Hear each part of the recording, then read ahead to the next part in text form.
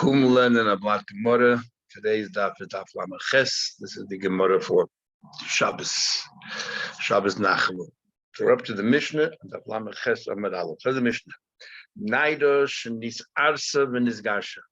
So still talking about a naira that was abused, either forced into it or seduced, and you have to pay a knas.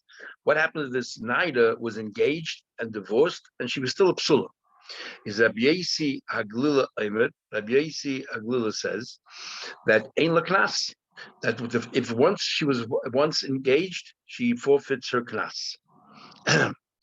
Rabbi Kiva says that yesh laknas. If she never, she was only merely engaged and she's still a psula, there's a knas, but knas alatzma. The only difference is, previously the knas went to her father. This time the knas goes to herself. Says the Gemara, my time is clearly. What's for the Omicron says the pasuk clearly states, Asher loy arasa. Yeah, if a person encountered with a naira psula that was never engaged, and then had a relationship with her, so that's clearly never engaged. So isn't that clear that if he was engaged once, she no longer receives the knas, or there's no knas involved. But if she actually didn't get engaged, that's it. If she didn't get engaged, there's no knas. Rabbi Kiva, what does he dash? And he dashes no. The difference whether she was once engaged or not is only where the knas ends up.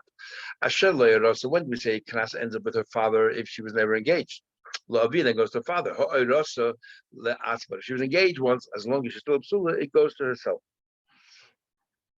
Says the Gemara, Elamiyata, following your kind of logic, you're telling me that even though it says in the pasuk clearly it has to be a girl that's not engaged, you tell me it doesn't mean that it's only talking about the knas, but it doesn't matter whether she was engaged before or not. Elamiyata, following your logic, Naira, when the pasuk says it has to be a Naira, the labor get it, but now she's over 12 and a half years old. So say the same thing. Hachinami, so too, the la'atzma, say that it doesn't mean that there's no knas. It just means that it goes to herself rather than the father. The la'atzma goes to her. And so too, the pasuk says psula, she has to be a psula. Don't say it, but if she was a bu'ula, there's no knas. Say if there's a bu'ula, the knas goes to her. What's the difference? Psula v'lei bu'ula. Hachinami, the la'atzma, that means not that there's no knas at all, but it goes to her. Elo legamri. Obviously, she has to be psula, otherwise there's no knas. She has to be a naida, but not a begettes, otherwise begettes is no knas. So too, ayrosa l'chayda means that if she was ayrosa, there's no knas. Is hachinam legamri. He will say no. Hi loy ayrosa. Akiva says that this pasuk, the words loy ayrosa, is not trying to tell you that if she was ayrosa, there's no knas whatsoever.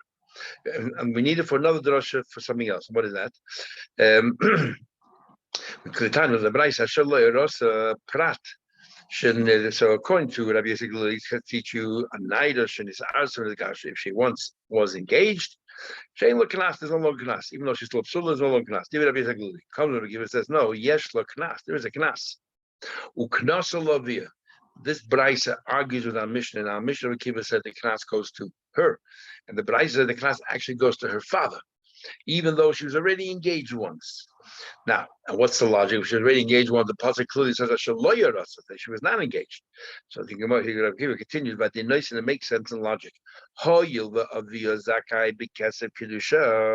When somebody gets the young girl engaged, the money ends up with her father, while she's a naira, goes to the father. And via zakai b'kesek, so too the father is the one who gets the rights to the money that is given over as a penalty. So let's compare it the two. Ma kesef kiddusha, the money that goes for her engagement. Afa pishin is also if she was engaged once, as long as she didn't get married, just got engaged. Because if she got married, she's no longer under her father's rights. But if she didn't, she just got engaged, and then this guy was divorced. La'avia, any future engagements, the mother goes to her father. So too, av kesef k'nosa, so too the money of a penalty. Afa pishin is arsa, even though she was engaged, just like the money of kedushin, even though she was engaged and then divorced, she gets engaged again, the money goes to the father. So too with knas, even though she was engaged once and then she was divorced, as long as she's still a psula, and then there's a knas, it goes to her father. Afa pishin is arsa and is gashalavia, it goes to her father. So according to this, the question is: so why does the pasuk taka say Asher lo yarasa? Why does it say Asher lo yarasa if she's not engaged? When you're telling me that even if she was engaged, there's still a penalty. And Nochmer goes to her father. Not engaged. Mufne. It is extra to teach you another thing we already had before the Gemara. How do you know how much money to pay? In one pasuk it says $50. The other pasuk says shkolim, and we put the two together. It's 50 shkolim. Then Makan here says Ashaloyarosa, and then it says later on when you seduce a woman there, it says there again Ashaloyarosa. And so Makan, just like over here, Nun, it's by Oinus, it says you pay $50 afla nun. So to buy mefata by seducing a girl, you also pay $50. Umala shkolim, but it says there by mefata, what kind of coins do you pay? Shkolim, silver coins, Afghan shkolim, has to be shkolim. So that's what we use the pasuk for Hashem lo yirasa. So it sounds like we're taking it completely out of the normal pshat. Instead of taking the literal translation that she was never engaged, we're going to say we don't care if she was engaged, and we're using shalasa for Gzei Shav, it's extra. But even if she was engaged before, and as long as she's still a psula, there's a knas. Says the Gemara, but Rabbi Akiva, my chazis, why did you deem it fit to use the words asher lo yarasa and take it out of normal pshat and say it's extra for Gzei Shav? And then you say, on the other hand, the word psula, you're taking it literally. Only a psula. But if she's a bula, she's not entitled to knas. Maybe it's the other way around. Aim of psula, say the other way around. Say the word psula is coming to teach her is extra. To take, we don't care if it's psula now. Really, in the bula, she gets a knas. What's psula for? To teach you about Gzei Shav. And the words Vasher lo yirasa tell you that was never engaged. Take it literally. That take literally. Say the word psula is redundant to teach Gzei Shav, and Asher lo yirasa, that's take it literally that she was never engaged. But if she was engaged, she forfeits a knas. Prat l'naidish is arsim the gasha. Says the Gemara. So we have a choice. Which one is the one for Gzei Shav, superfluous, and which one is the one to take literally? So the Gemara says, but it makes more sense that Asher lo yirasa is the extra words of Gzei Shav, and we don't care whether you engage before or not. Don't take it kipshutai.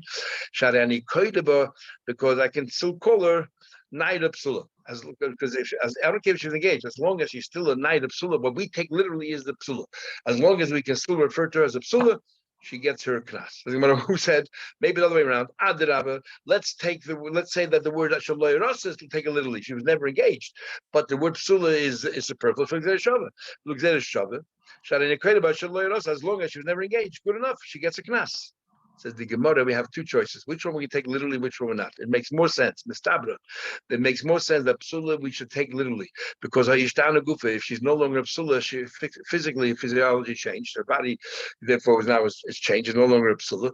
So therefore, there we take it literally. It has to be a psula, otherwise she's a bulla, is no longer knas. Because what's this? If she's already a bulla, what the person is doing to her is nothing major. She's already a bulla. The whole Hayishtana Gufa, in the case of she was engaged before, and so what if she was engaged before? The fact that she was engaged really has no impact on her personal body. She had no physical relations. So therefore, Rabbi Akiva says that we don't care if she was engaged before or not. As long as she's still a psula, she gets her knas. The Titus is lo yirasa. That's for teaching Gzei Shav. How does he know that you pay 50 shkolim if he does nothing extra? He takes both literally, has to be psula, and she was never engaged. So what does he use for the Gzei Shav? So he learns for something else altogether. But Tanya, it says in pasuk that let's say the fathers want to give her over as a bride to this person who seduced her. It says in the pasuk that what Kesuvos Yishkol, he should give her money k'mayan absolus, like the dowry that you give to girls. So we see here that what yehezeh k'mayan absolus, umayan absolus kazeh. So we said that we compare the two, that you have to give. How much money do you have to give? You have to give, like it says here, k'mayan absolus. That what do you call it? That how much should you give for a mafata? What you normally give when you give to a psula who gets married, and by a mara psula we say you give shkolim like it says by mafata. Says the Gemara. However, kasha the Rabbi Akiva kasha for Rabbi Akiva in our Mishnah to Rabbi Akiva the Braisa. In our Mishnah it says we should engage once before. What happens to the money goes to her. The Braisa says we should engage once before. The money still continues to go to the father, just like by kedushin. And so the Gemara, not a problem. Today, Tanai, leave it Rabbi Akiva. Two Tanaim according to Rabbi Akiva. Two Tanaim arguing what Rabbi Akiva actually says. Bishleimer Rabbi Akiva Damasnis Rabbi Akiva in our Mishnah that says there's still a difference between a girl if she was never engaged before she was. If she was never engaged before, the money goes to her father. If she was engaged, the money goes to her. So we can see there is an union of Asher lo yirasa, has some impact if she wasn't ma'udas before. So the Gemara. Bishler Akiva Masisi Akiva in our Mishnah le'asik zayda shava. The zayda shava does not come along with the extra words umafkele the krava pasha. We can't say that has no meaning bearing at all if she's once engaged, because it still has a bearing. Where does the kanas money end up? If he was engaged before, the kanas money ends up with her. So the Ashalay also has a bearing on that as well. Rabbi Kiva, because Rabbi Kiva, the Braisa where he holds makes no difference in the occasion, not the money always ends up with the father. So you say, and the extra word comes out that the Shava tells you that the words in the Torah don't mean a word what it says. Even though the Torah says she was never engaged, it means nothing. It has no bearing on it at all. That's right. That's difficult to say. Asik Shava, Mafkim and Pashto Legamni comes along the Shava, completely removes the literal shot of the pasuk. In other words, there's no effect whatsoever whether she was engaged or not engaged. It's hard to difficult to say. So Gemara says, Rav Nachman Yitzchak says, I'll tell you what it means. You know what the Torah means? That presently she's not an engaged woman, because currently, if she would be an engaged woman, then there would be no knas. Couldn't come to Arusa baskili. That since she gets skila, there's no money involved. So why do we need to tell you that? We know already that there's a severe punishment. Skilla, you don't pay money. So you tell me she's not engaged, currently engaged, because you're currently engaged, she'll get killed, and therefore there was no money involved. What's the chiddush? Because I would have thought, the chiddush if it's the whole idea of the knas, the penalty is a chiddush. We would have thought that's different than ordinary case of common rabbaneh, because let the penalty remain. Mishalim, we should pay. That's why the pasuk says they don't pay. Says the Gemara, fine. That's only according to us who hold that even a knas, we say that was that common rabbaneh pot. But the rabbi who learned before a few days ago, there is no common rabbaneh. You do pay. So if we're talking about the pasuk talking about you're currently engaged and Yitaka would pay the knas. So what does it mean? Chidush is chiddush today the knas that avagav the miktam mishal you pay. Is my equal amendment. What are you going to say then? So you say you're right. Sabah look, Rabbi Kiva says he will have no choice but to learn that the words Ashaloi Rosa has some kind of bearing. In what way? That if she was engaged before, the money no longer ends up with the father, ends up with her. Who just gets the knas? It ends up with the father. And some say it ends up with her. Right now, all the Braisa says is that the money to do with a naira, this naira that was seduced, ends up with the father. Some say it ends up with her. What do you mean ends up with her? La'atzma, why will it end up with her when it's clearly the pasuk ends up with the father? But talking about a naira, the exact case of what we're talking about right now, a girl that was engaged, then is a guy that was divorced. That's what we're talking about. They're arguing the pluk to the Kiva, the mastis of Kiva the Braisa, and this is precisely the argument, Kiva the Mishnah, Kiva the Braisa, whether the money ends up with the father or whether the mother ends up with her. Abaye said, we already had this previously in Gemara. Abaye said that what happened, what happens is somebody, forced himself on a woman over Mesa, and then she died. Before the father had a chance to take him to court and to charge him, whatever it is, and get the penalty, she died. He's potter, he no longer has to pay a class at all. Why? It says, the Nosan Lavi Anaida. You should give the money to the father of the girl, but the girl has to be alive. But Lavi Mesa, now the girl died. Says about a milsa the pshit Labai. This very point that Abai is so convinced that if the girl died, the father no longer has any rights to the knas. Is miboy le Rava. Rava actually has a question about that. Boy, Rava had a question, and we're gonna explore Rava's question till finally we'll come to Rav Ashi's version of the question, and that Rav Ashi's version seems to be learning Pshat and Rava that Rava is misapik in what Abai was so definitive about. Abai said that if the girl died, there is no knas that goes to the father because it'll be a night. Come look, Rava, and ask the following question: Yesh bagad bekevet or ain't bagad bekevet? What happens if, let's say, the girl was, I guess when she was a Tana, we'll talk about in a minute, and then afterwards she had a child, and the father did not bring to court at all until we know the din is that if the father did not have a chance to bring it to court until she became an adult, then the money no longer goes to the father, even though the event happened while she was younger, a night or a time. But then since he didn't have her mother's din, it didn't go to court until she beget us, the father does not get to the money, it goes to her. So now the question is, what happens if she died? And then she died as a naida, And then by the time we got to court, 5 months later lapsed, 4 or 5 months lapsed, and now if she would have been alive, she would have been begettis. So while she's dead, we continue that the clock still continue tick to tick. And therefore we say, well, now she would have been a begettis, she has a din of a begettis. And therefore the money does not go to the father. Who does get the money? She has a son, it'll go to her son. Or not. So yes, baga bekever udibna how it goes to the son. Adima baga bekever to the yavet. No baga in the kever. Once she died, everything's arrested. It stops, and the money does not go to the what do you call it? To the son. It goes to the father. So the Gemara asks a question. I mean, let's go practically. How is this possible? How is this possible at all? Remember, we're talking about that. How can she have a child? As a Tana, she can't really have a child. She can only have a child, I guess, when she's a Naira. So how is this possible? Let's go through the practice. We're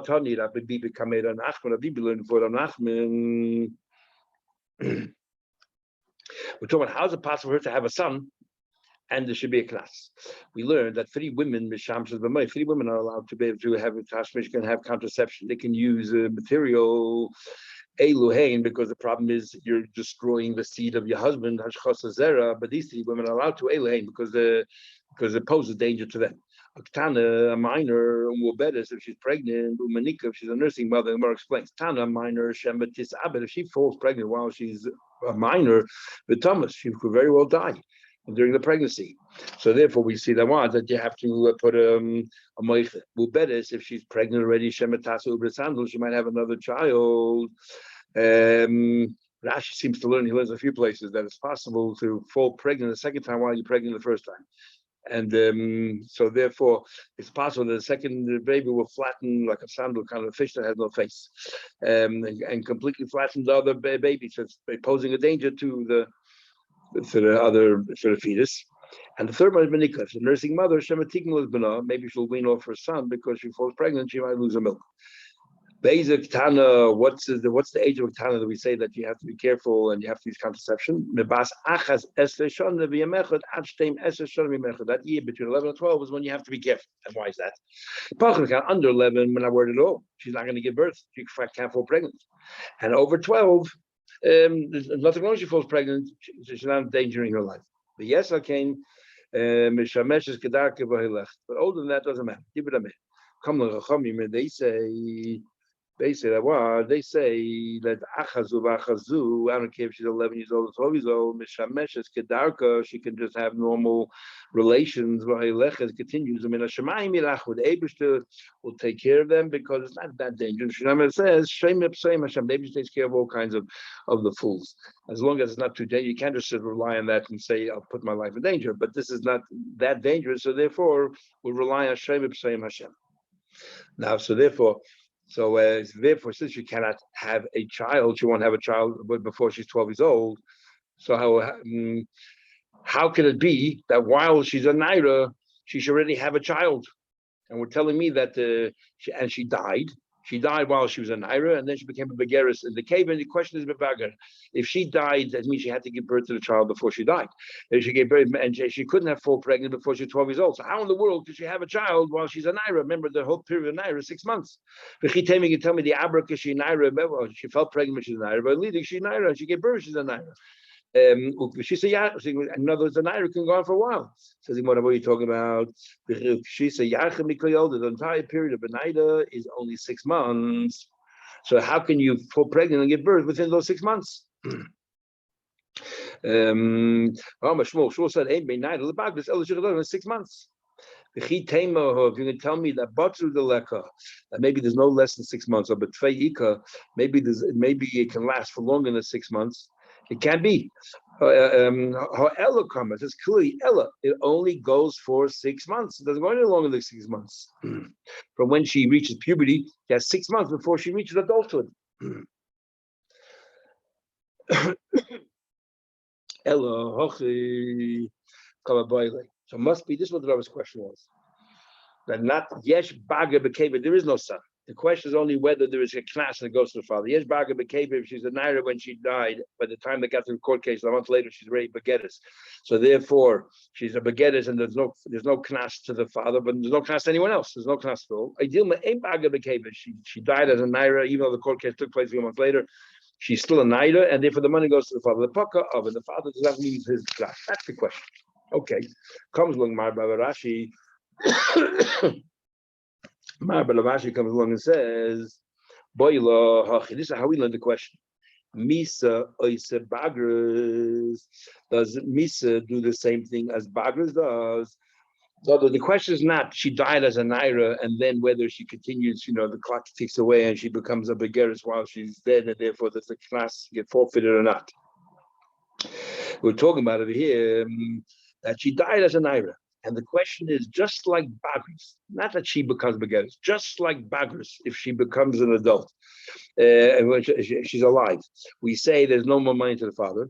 So too, that if she dies, the death itself ends the knas.